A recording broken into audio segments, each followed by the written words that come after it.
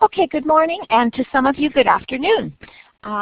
Welcome, and it's Dawn Benson here, the moderator for the School Health webinar this morning, and you can see from our opening screen that we're going to be hearing from Angela Lawrence this morning, and I was mentioning to you that she is speaking to us from Kamloops, from the school district in Kamloops, which is in the southern interior of British Columbia. Welcome to all of you from across Canada. We have had people register today from Newfoundland, Prince Edward Island, Ontario, Alberta, and British Columbia. So thank you all of us certainly thank you from us from the Canadian Association for School Health, and thank you to those of you joining in with this knowledge sharing. And I'm just going to click people in. I see more people joining just at the top of the hour. So welcome to everybody that's joined us. If you're on a webinar for the first time this year, our new software has some changes. The biggest change is having the sound coming through your computer. Hopefully you can hear my voice clearly, and for sure type in the chat box if you're having problems with that. Because of the large size of the download associated with this webinar, there are times when it may slow down coming into your computer, and so there's a bit of a lag. You don't hear something for a few seconds, and then the voice really speaks up and it sounds like helium. Just be patient with that. It doesn't happen very often, but it just means that your computer is catching up with the download. Because we can't have multiple speakers with this technology, we aren't able to have everyone on the line at the same time. So we use the chat box on the left, and we'll be getting questions from you or comments certainly as we go along or at the end.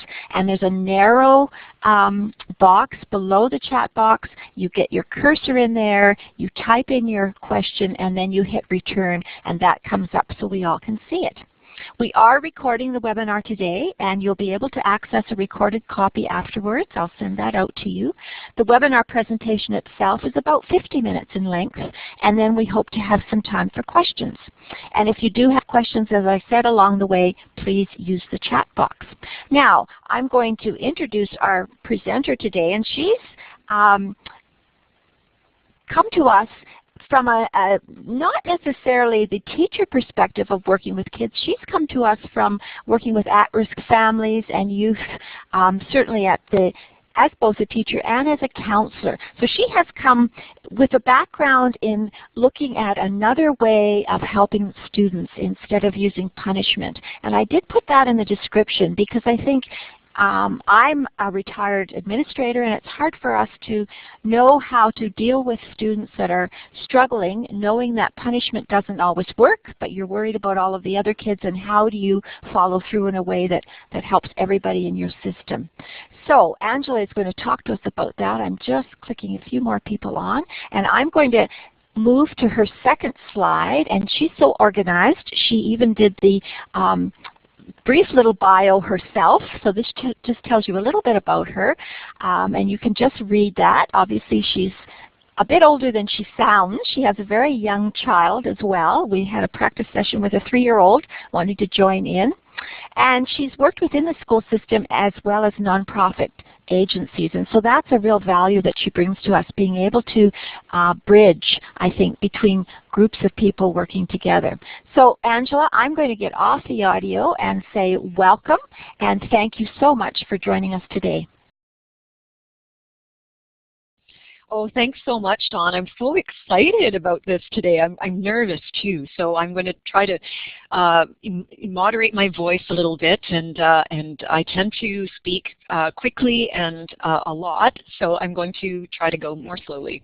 So I'm taking lots of deep breaths here, but really exciting. I'm so glad people from across the country are taking such an interest in this, and of course it's been an issue that is becoming more and more prominent, certainly for school districts, because we've noticed, certainly in our school district, that some of the old ways that we were working, and when I say old, I mean talking from 40 or 50-year-old ways of dealing with at-risk kids, just didn't seem to be working anymore. And there's lots of societal reasons for that I won't go into, but certainly things have changed and shifted with youth in the last 10 years or so. So our school district really took some risks about 6 years ago, and we had a very sharp increase in over a 3-year period of suspensions and drug-related suspensions, and we just thought, oh, we're banging our heads against the wall doing what we always do, and so let's try something different. So Dawn, did you want to say anything else? Say anything further before I move on? No, I think just over to you and welcome.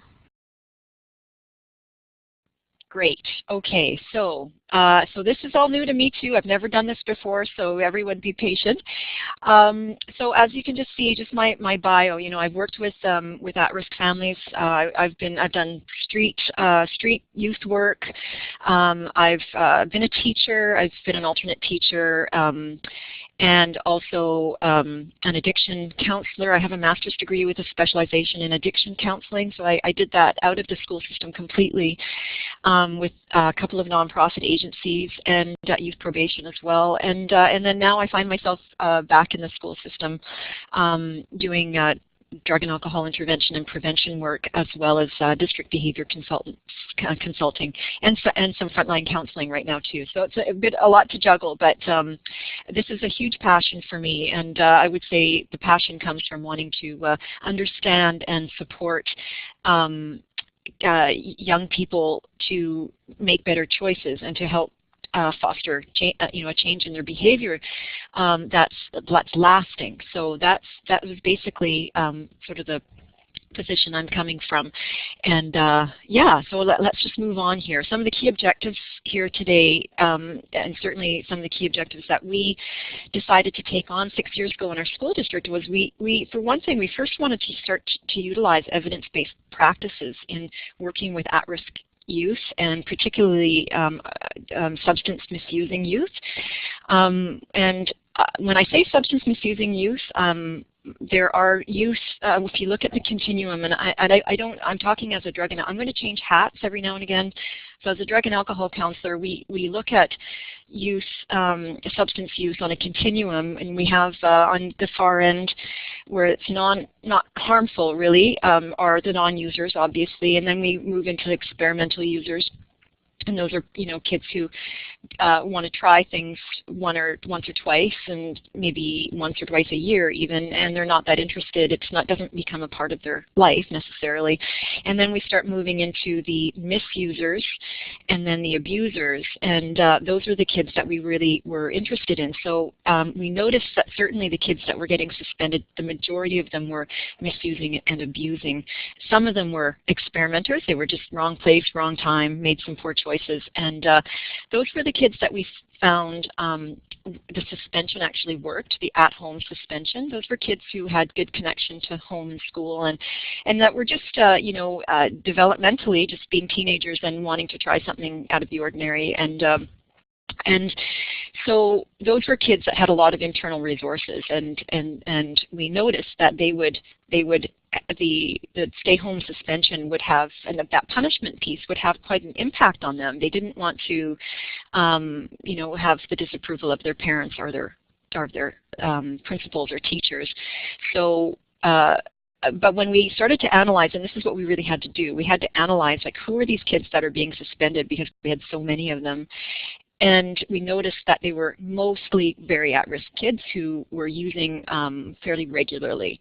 And the at-home suspensions were actually just increasing their use and decreasing their connection to school. And they were coming back often with chips on their shoulders, further disenfranchised from the school. And as we were starting to utilize that evidence-based practice of connecting kids, at-risk kids need to be more connected to school in order for the behavior to come into more alignment with the schools, that's when we really decided we needed to do something different. So that ties into the, I'm going to utilize one of my little things here, the creating the positive school climate there. That's become a really key piece, and it's taken quite a while. So we're going to go into a little bit about how we've managed to do that. This increasing staff awareness about adolescent substance misuse, that was really critical, and I have spent the last 5 years doing many, many workshops after school, at lunchtime, on Pro D days, really trying to have staff be aware of why adolescents use and misuse substances and what are some of the best practices in the field of addiction counseling. So we've really, you know, and I guess I felt really blessed that I had all of that addiction counseling knowledge, because I brought all of that to the workshops and tried to bring it into a context of school. And so it tended to make a lot of sense to the teachers, and they were always so grateful, and very often, more often than not, they were thankful that their perspective had been changed, usually within a couple of hours, once you sort of give them the evidence and have them understand you know, what addiction is and what misuse is, what's the difference between those things, and what are the best ways to intervene. They leave just with their eyes, just with new eyes, I guess. They leave with as the Buddhists would say, beginner eyes. So that was really wonderful. But we spent a lot of time and energy in the last number of years creating workshops for teachers, and probably the best one that was the most helpful was one that I created called Brief Interventions for the Prevention of Problematic Substance Misuse. It's a long title, but basically following the evidence that that relationship building really helps to shift behavior in at-risk kids. Knowing that, understanding that, I wanted to train frontline staff, so teachers, particularly learning assistance teachers, and alternate teachers. We have First Nation education workers. We have support workers. Anybody who who sees a kid, an at-risk kid, more than twice a week. So those are the regular people that see them. I really wanted to build capacity in those folks to intervene, because that's where we know that the changes were going to happen. And that, I think, has been a really key piece in supporting some of the changes that we've made. So if anyone has any questions about that, I'm actually happy to, if anyone wants the material, I'll send it to you. You guys can do your own brief intervention workshops. It really is fantastic, and it's gone over very well. And also, just lastly on this slide, we introduced on a quote-unquote good curriculum from grades 4 to 10, we wanted to embed drug and alcohol prevention practices in the regular school day. So we have in BC anyway, as part of the objectives for each grade, we have personal planning, and within that I identified objectives that the teachers would have to cover anyway. And I just found excellent Canadian curriculum that I train teachers in and help them incorporate into their daily work. And I'll definitely give you guys some links to some of that curriculum. It's through ADAC, which is the Alberta Alcohol and Drug Abuse Commission. It's really fantastic curriculum, and it was so well received by kids because that's the important piece. But teachers really liked it. They thought it was really great. So just moving on here, I know I do go on here. So we also, the biggest thing too, and this will lead into the alternate to suspension, we really wanted to target treatment to students who use problematically and not have this blanket policy. And it was very hard for a lot of administrators in our district who you know, to be fair to them, they really felt that they didn't want to give up some of the kind of the power and control options that they had. And so these were very well-meaning folks with lots of experience with kids, but still using the same tools, you know, the one big hammer in the toolbox. And it was a hard sell to get them to think maybe a little bit out of the box, to start looking at supporting these kids more rather than punishing them more. But what was very helpful is, you know, I'm hoping people that got to read that the article that Dawn sent out, because in there is a really great model that I'm going to talk about, and it was a model that's based very much on research on how to support change in any at-risk person.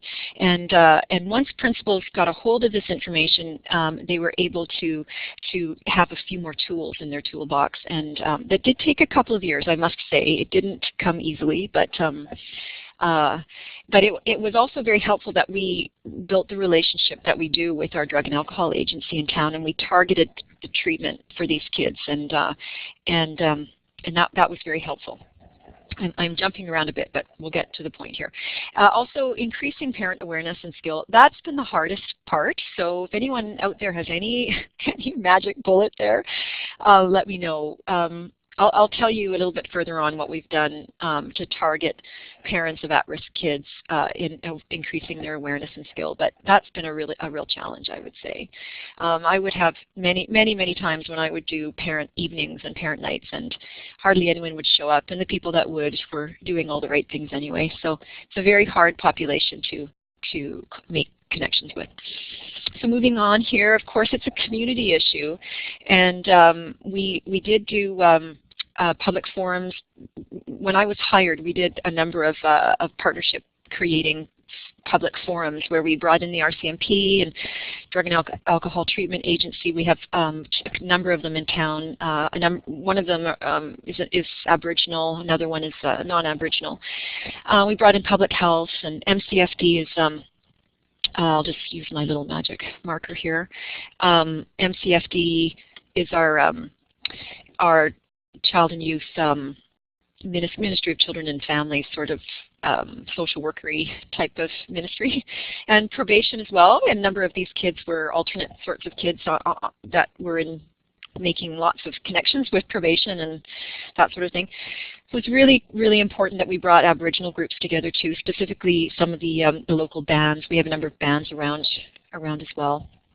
And then any of the local family support services. So we would come together every couple of months, and we would brainstorm ideas. But I would say more than any of them, the Drug and Alcohol Treatment Agency that's the agency we really absolutely had to build some really good relationships with, because what they do is really pivotal to our alternative to suspension program. We couldn't do it without them.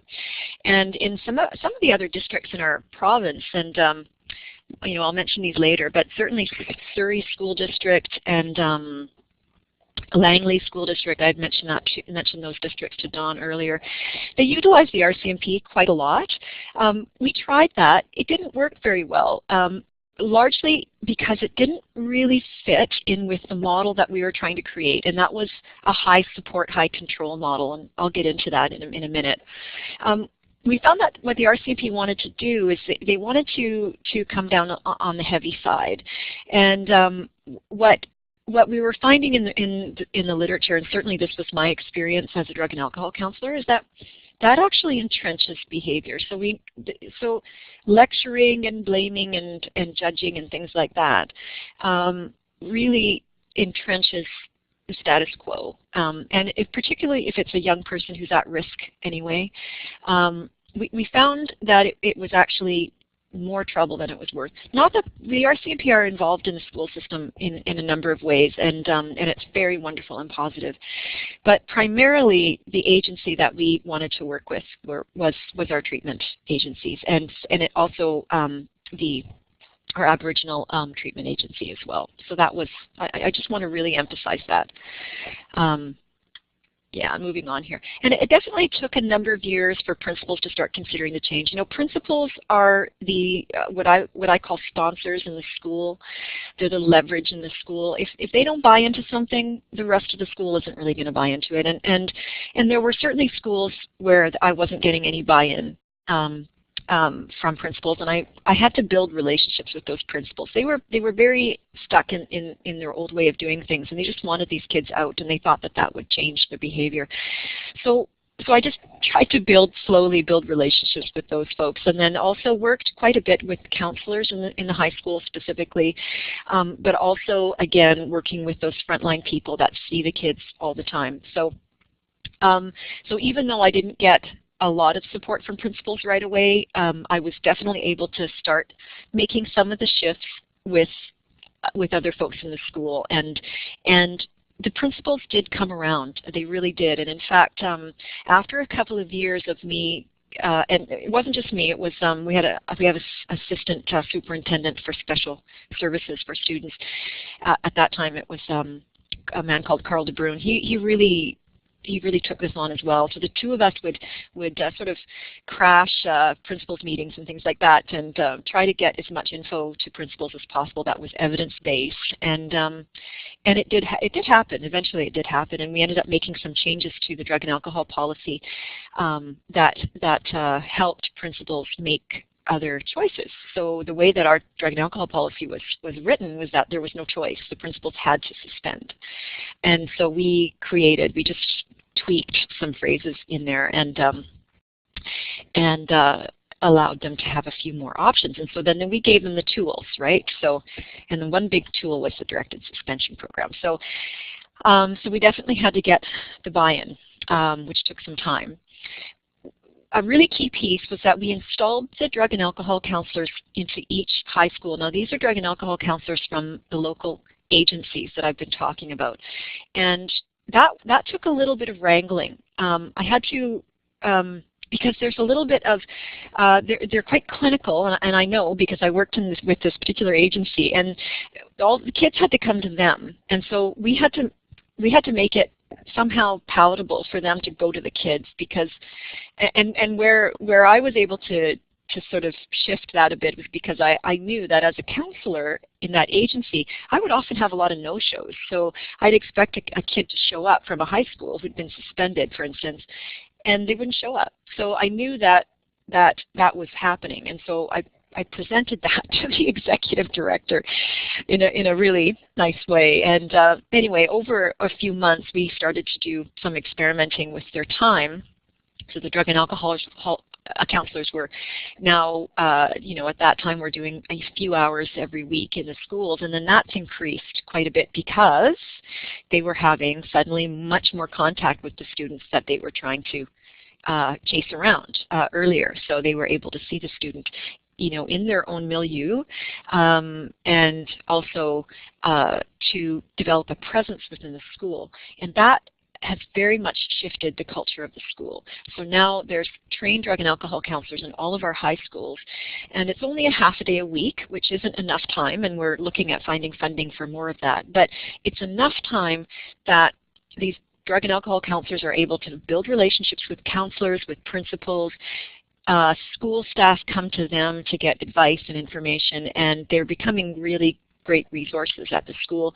Also, kids are, certainly at this point, it's been about 3 years now, but certainly we noticed after about a year that once students knew the counselor, they knew they were there, they knew it was confidential, they were suddenly, we had kids coming and saying, oh, I've got a friend who's really using and is having a lot of problems. What can I do to support them? Or they would have kids coming and saying, I'm getting worried about how much I'm using. So it was becoming a bit more preventative, which was really great. And again, it was one of the things that was great for us in presenting to the principals was we have a lot of restorative justice that happens here in our community through the RCMP, and I was able to get a number of people from the RCMP, members of the RCMP, two of them who have a lot of training. One of them is Aboriginal, the other fellow is non-Aboriginal, but both of them have a lot of training in restorative justice. And I got them to do some presentations to principals about, here they were telling stories of like quite hardened criminals who were whose behavior was really shifting through increased support rather than increased punishment. That, I have to say, was a really a good turning point for some principals, because here we had uniformed police officers talking about the same model that I was trying to talk about, and telling some really wonderful stories about success, particularly with young people. And that was really great. So if any of you have RCMP community members who who do restorative justice, that's a really great way to introduce this model as well. And the other thing too, I'm going to spend a minute or so talking about the model of change, because that comes directly from the health field, and it was a model that I was trained in as a drug and alcohol counselor, because the drug and alcohol field utilizes certainly probably more health models than education models, as far as supporting clients and that sort of thing. But the model of change, it's something that's used a lot in not just with drug and alcohol counseling, but also in any kind of health behavior change arena, was also very pivotal in helping principals and sponsor staff understand what's necessary for change to happen, particularly habitual behavior that's problematic. And I'm actually going to forward, I'm going to just fly, it's because the model of change that I want to show you is near the end here. Here it is. Oh, there it is. Sorry. Let's go back one. So for those of you who are listening in the health professions, you're going to know about this, but for those of you typically in the education field, you're not going to know a lot about this. So this was created by a couple of doctors, Prochaska and DiClemente. And what they were working with people who needed to learn to quit smoking. But basically what it is, it's a model that helps to understand how anyone makes a change, particularly in a bad habit, for instance. And you always start at this little area. Let me just take my little highlighter here.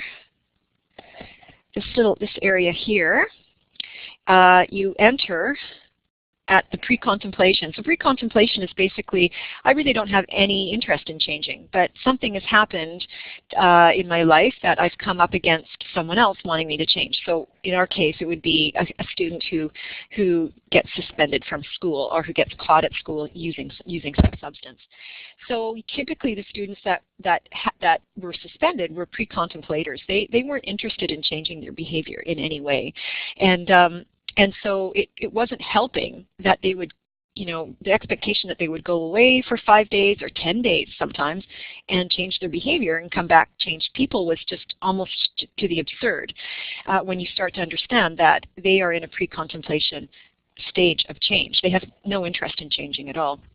And so not only would they would come back because they were typically had been punished quite a bit, and there was a lot of judgment that was thrown at them, and they didn't have a sense that they belonged in the school and they wanted there. So their behavior is typically more entrenched. So they don't have very much interest at all in changing.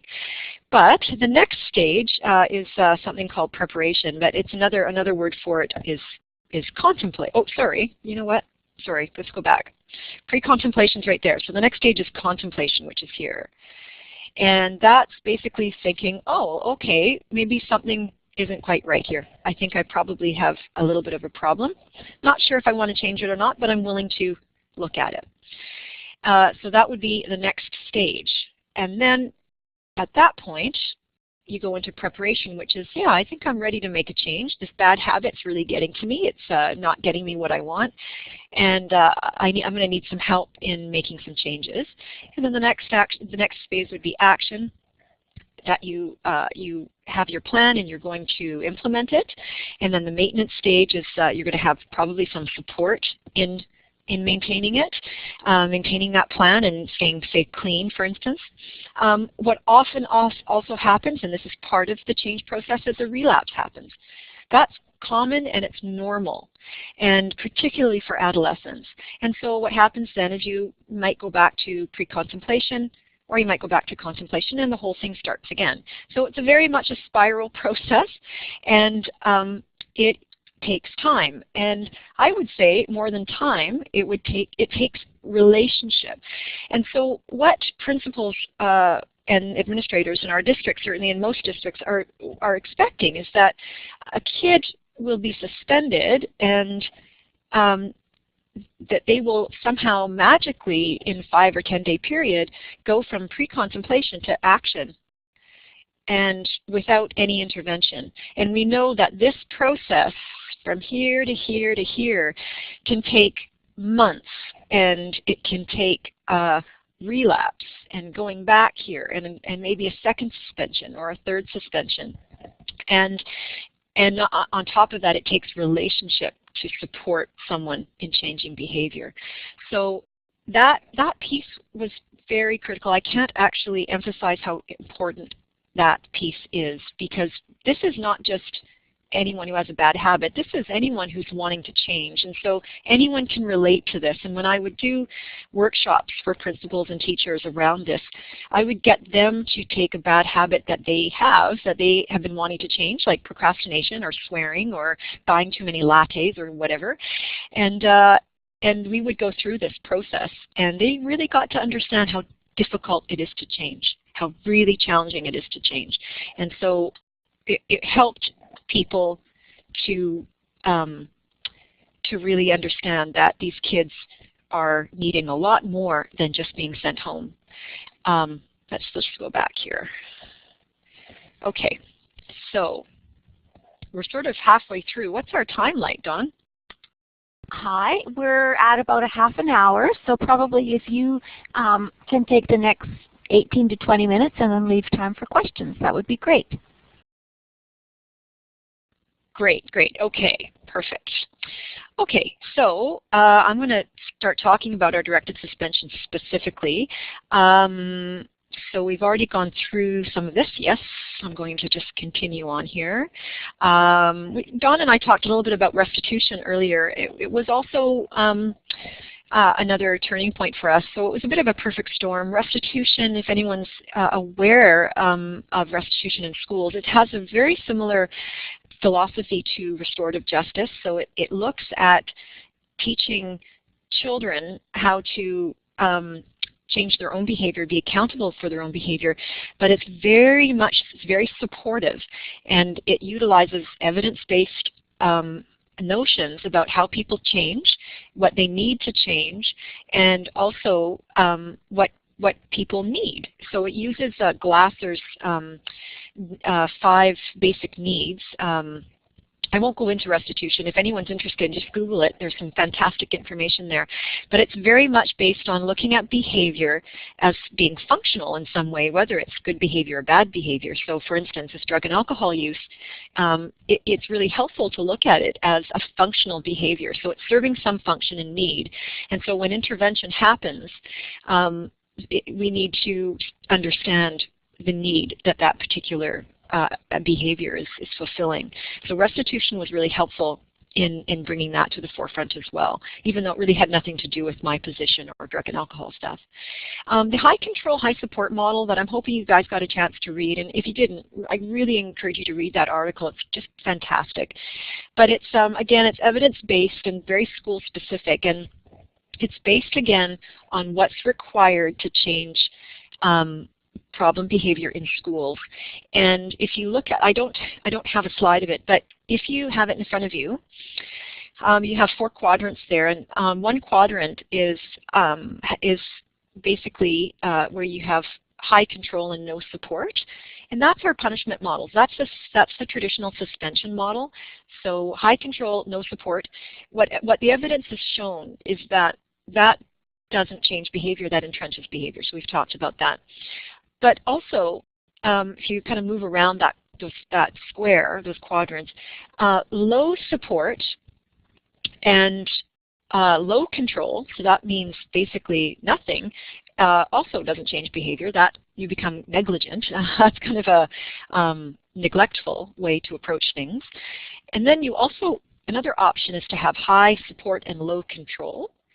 That doesn't change behavior either. So that's an enabling behavior. So that would be very supportive without any bottom lines, for instance, or any rules or regulations, and basically the child gets away with whatever they want. So the best option, and research has shown, is that you have high control, high support. So you have high control, meaning that you have very clear rules and a very clear bottom line.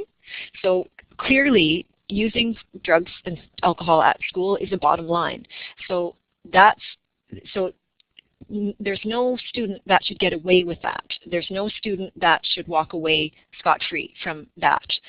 So that's the high control piece. But the high support piece is that we view drug and alcohol use as a health issue, not an issue of whether someone's good or bad or morally right or wrong, but we view it as a health issue. So you have the bottom line, which is the high control, but then you also have the support. So you're going to view this child or this student as needing support because their behavior is potentially dangerous to them. It's a health issue, it's a health concern, and that's how you come at it. So you come at it from a point of concern. So not only have you broken a rule, but we're very concerned about you. And so rather than sending you home by yourself for 5 days or 10 days, in our case sometimes, having you smoke way more pot than you did before, because that's what we were also learning was happening, having no supervision at all, we're going to introduce this new program to you. So basically our alternative to suspension program is based on that model. It's high control, high support. So it's high control in that it's still a suspension, but it's high support in that there's a lot of support that's given to the student. So we'll go on here.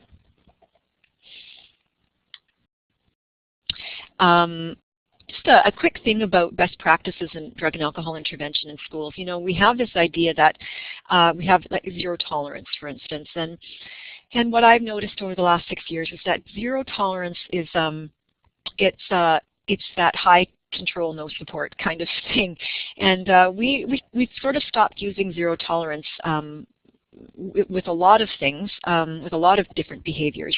I mean, we still have very, very good controls and rules in our school system. That hasn't changed, but we have to be really realistic and pragmatic, especially around drug and alcohol use.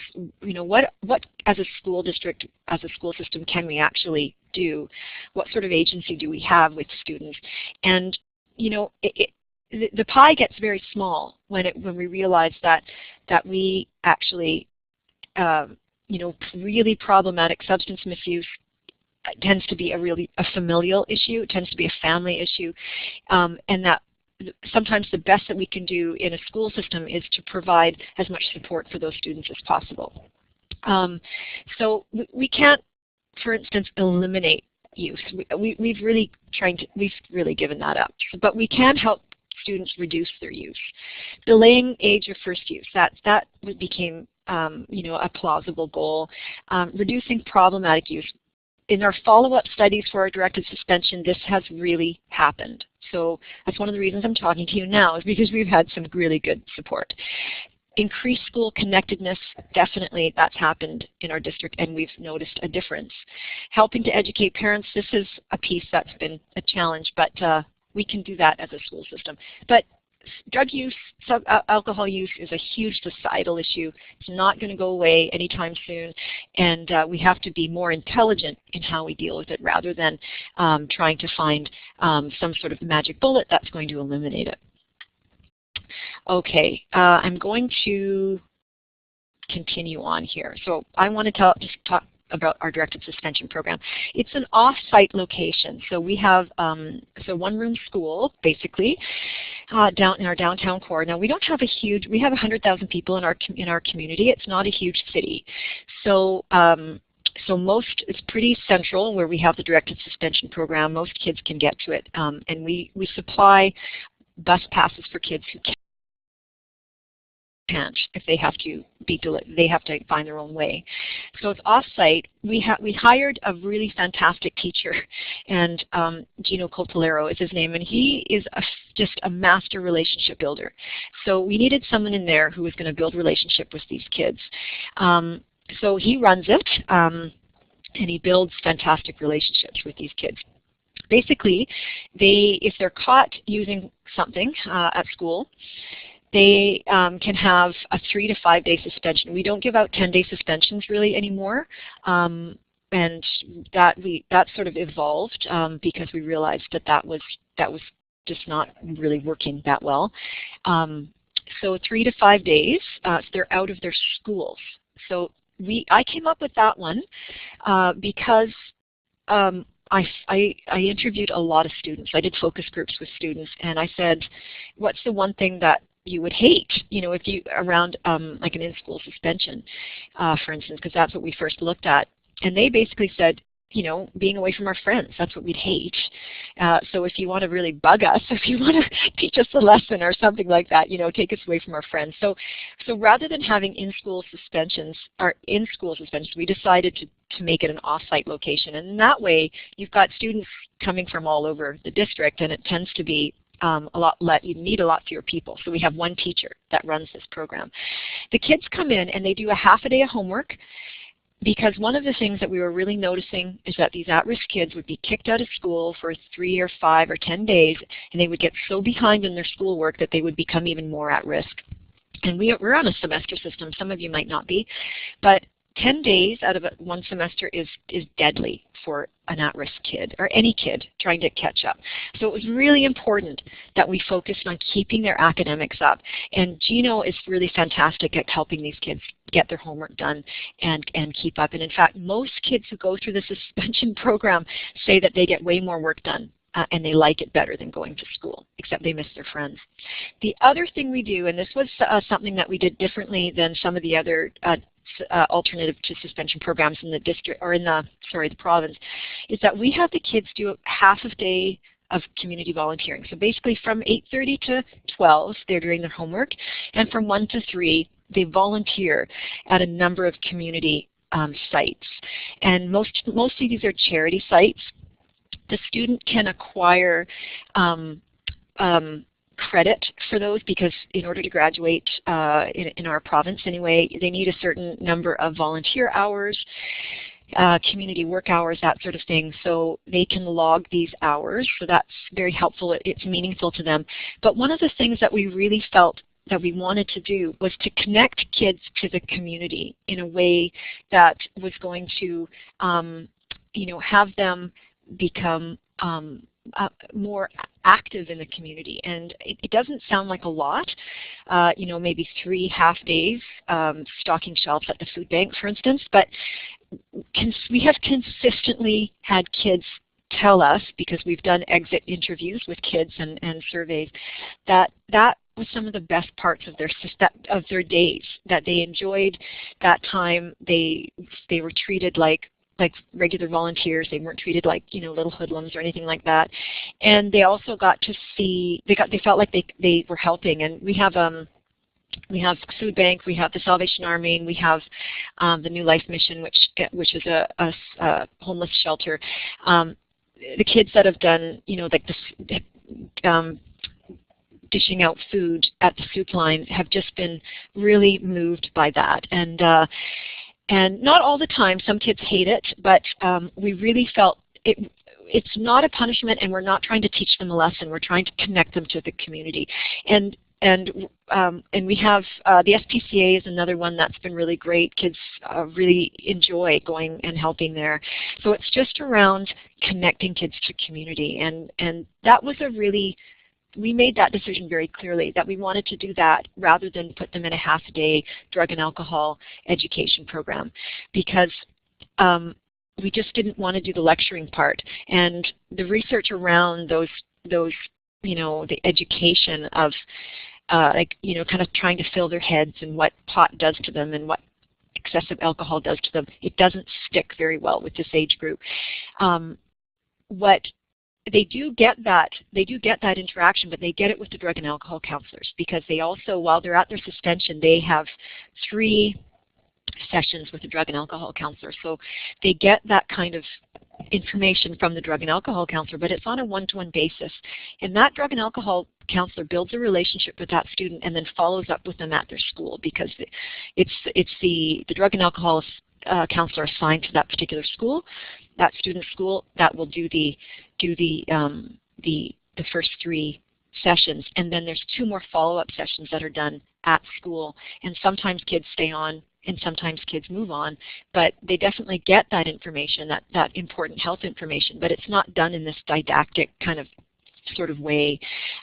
We just were finding that was going to waste time, and we did try it, and it was a waste of time. So and research really shows that filling their heads with that information doesn't really help. So, and of course, at the very end, at this slide here, training teachers in the brief intervention, not just teachers, but support workers, really, really critical, because those students go back and those are the people that they see and those are the people they have relationships with.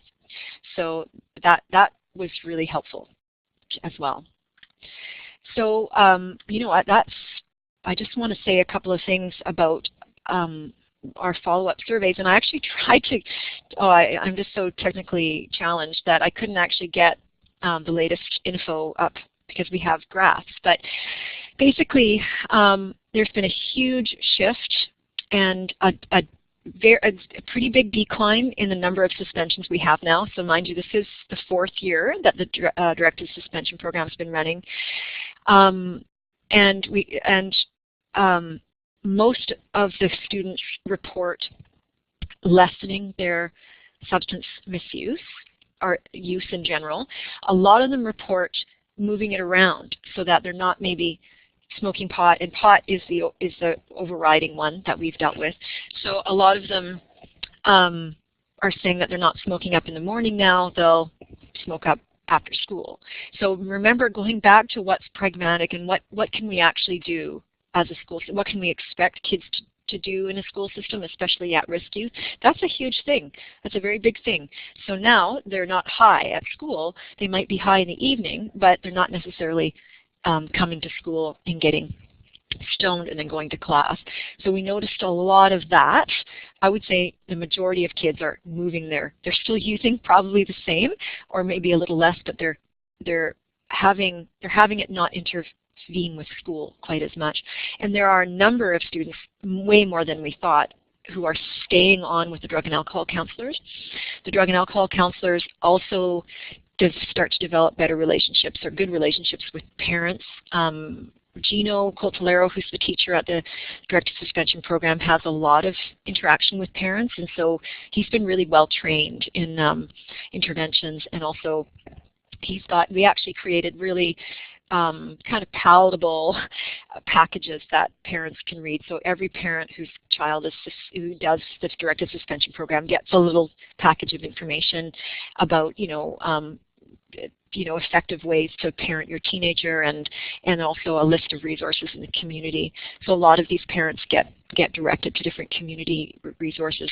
So really, our Directed Suspension Program really becomes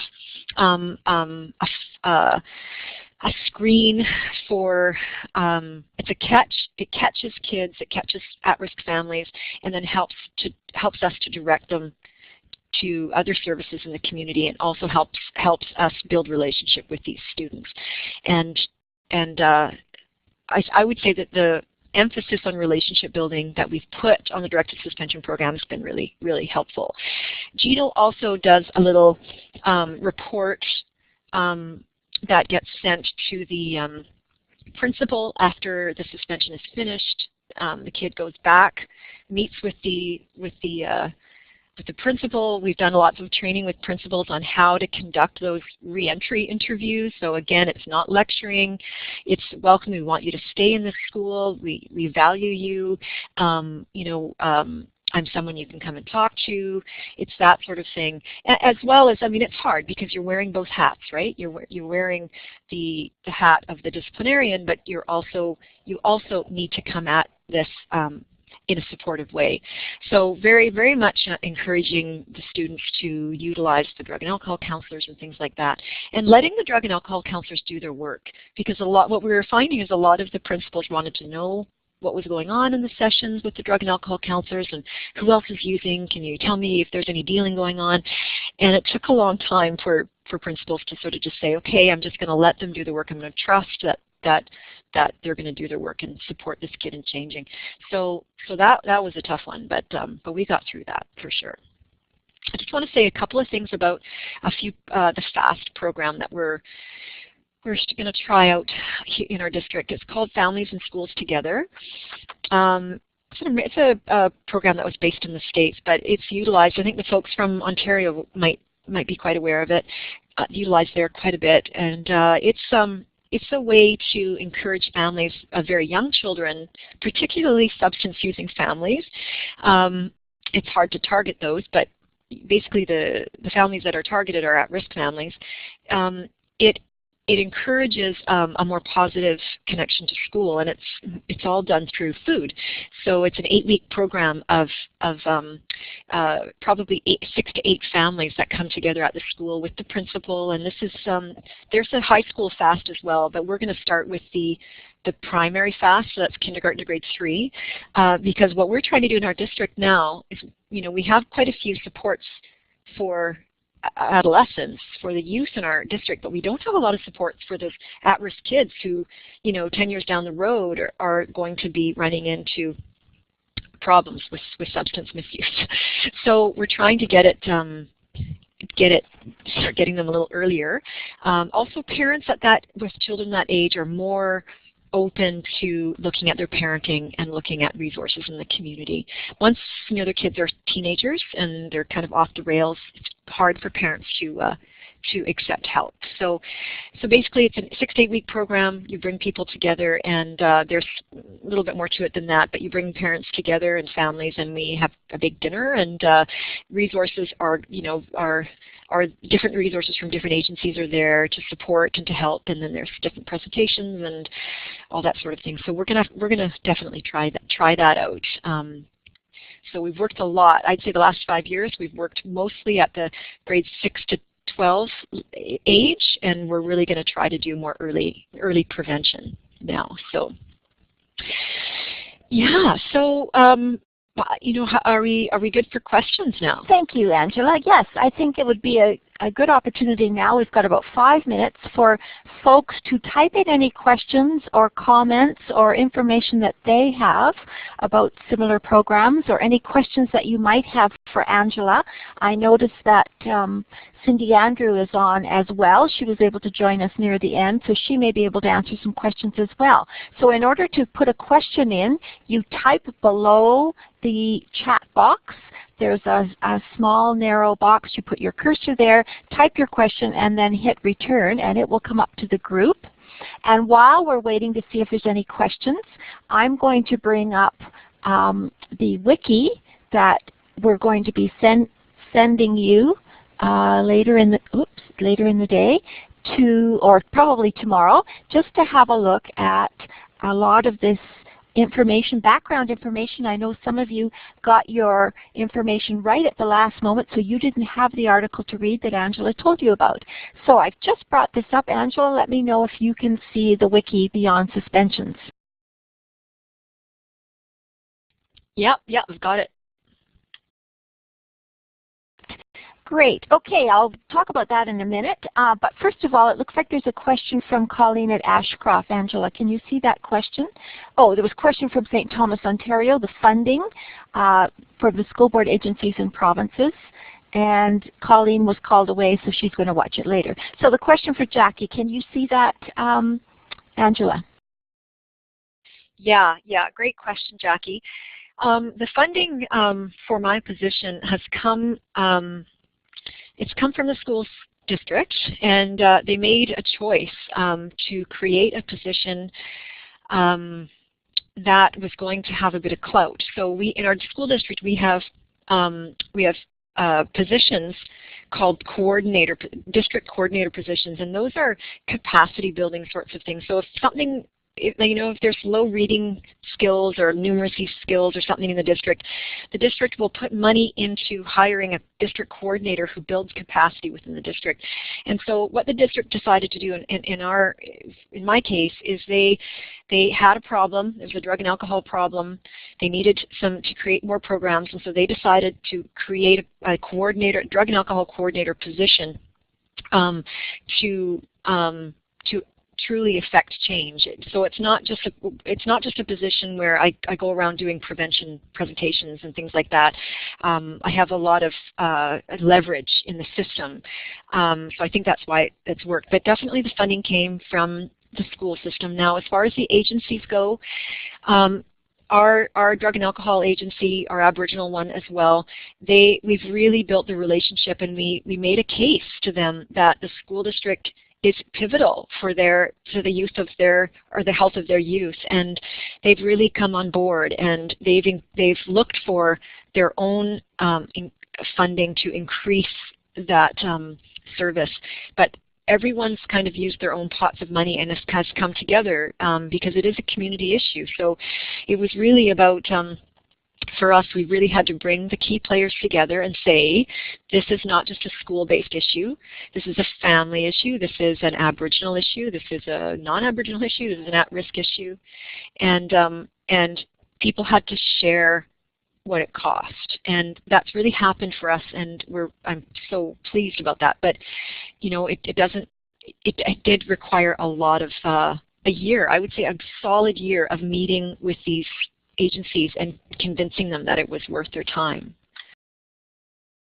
Okay, there's another question there, Angela. I think it's actually Annette from Carol McDougall, and saying, it sounds amazing, but do you find that students enjoy the off-site suspension to the extent that they may want to be suspended?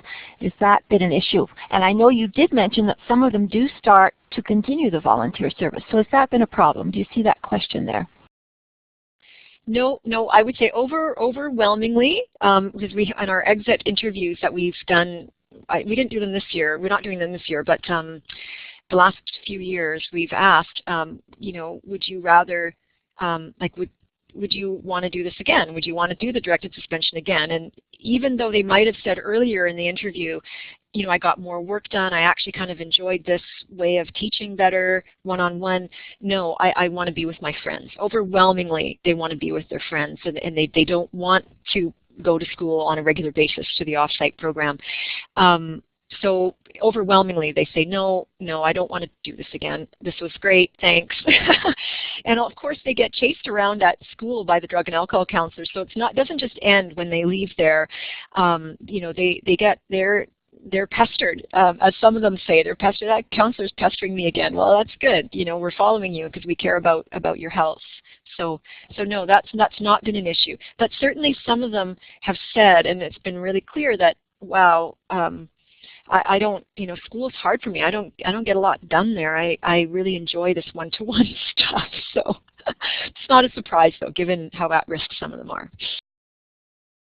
Okay, and a comment from Tina. Thank you, Tina, saying we have a similar program shared between 3 school districts, Victoria, Souk, and Saanich on Vancouver Island. And your presentation affirms what we're doing, and they're in their 2nd year. So that's great. Thank you for that information. I think time-wise, we're getting pretty tight, and I'm wondering, Cindy, if you would like to come on, share a little bit about this wiki, and tell us about the community of practice as well. Sure, thanks, Dawn, and particularly Angela. I hope everybody can hear me, and forgive me, I was really eager and looking forward to today, but Mother Nature trumped me yet again, and we had a power outage. And for those of you who may live in the coastal areas, it seems like power outages are something you have to get used to. So unfortunately, Angela, I missed a good portion of the session, but I'm quite familiar to some of the really stellar work that you're doing, and I was really pleased, as I'm sure everybody on the call was today, that you were able to take the time to share this with us. A couple of items that I wanted to flag, and I'm sure, I suspect you alluded to this on the webinar, but it's just reminding folks of how this is one element of what we would call a comprehensive whole school approach to promoting the health and well-being and preventing substance abuse issues in kids. And on that note, there has been some really exemplary work undertaken pulling together the evidence around kind of what works and what doesn't in relation to substance abuse prevention that I'm sure folks, if you haven't heard about it, will be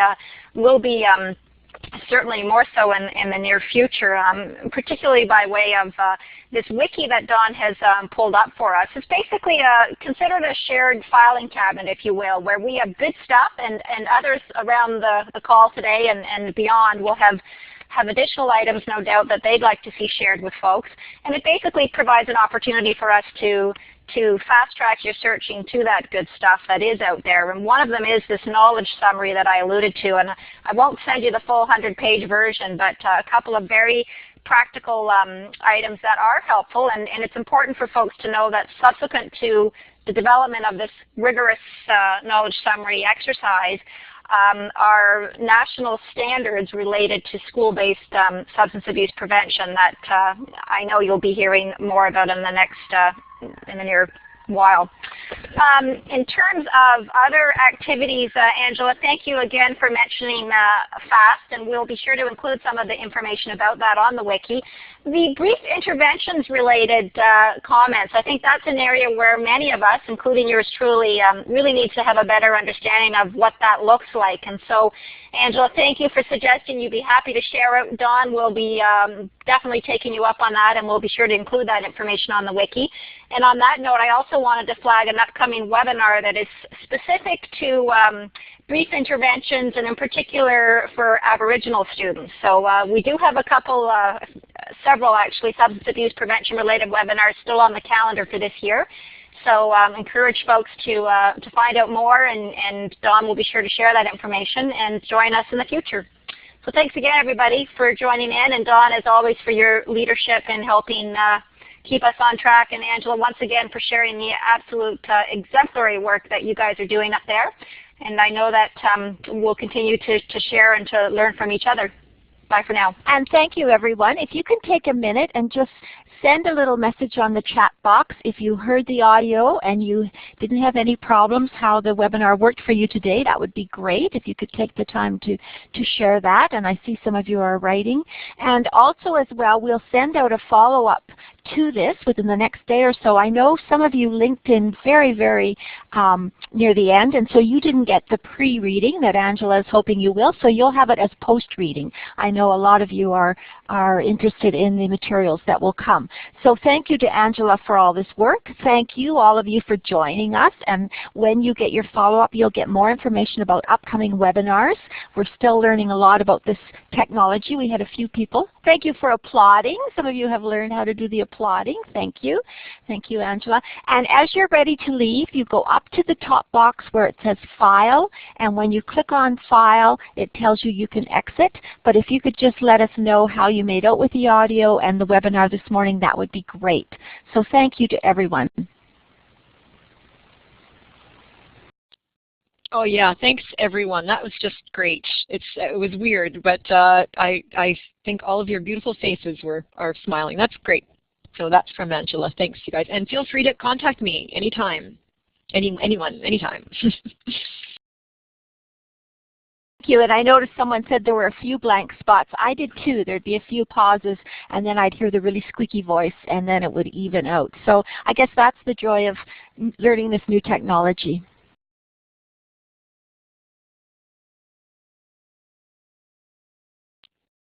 Yeah, I'll do it. I'll do it again for sure. Like I would easily participate in one of these as a participant, and I wouldn't have before. I don't think, Dawn.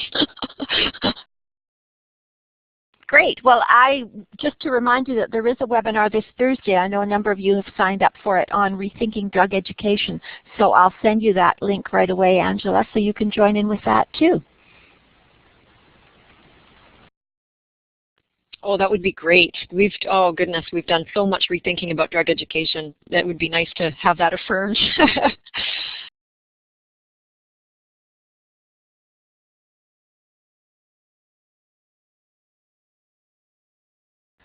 Yeah, someone just mentioned it would be nice to have a visual, and we'll try and do that. I did start with the visual, but then I get rid of it right away, so some of you can see me smiling on the screen. Thank you for all your comments. That's great.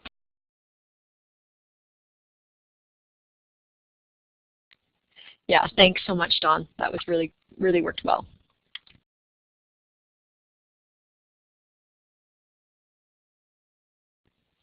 Hey, Dawn, where would I'd like to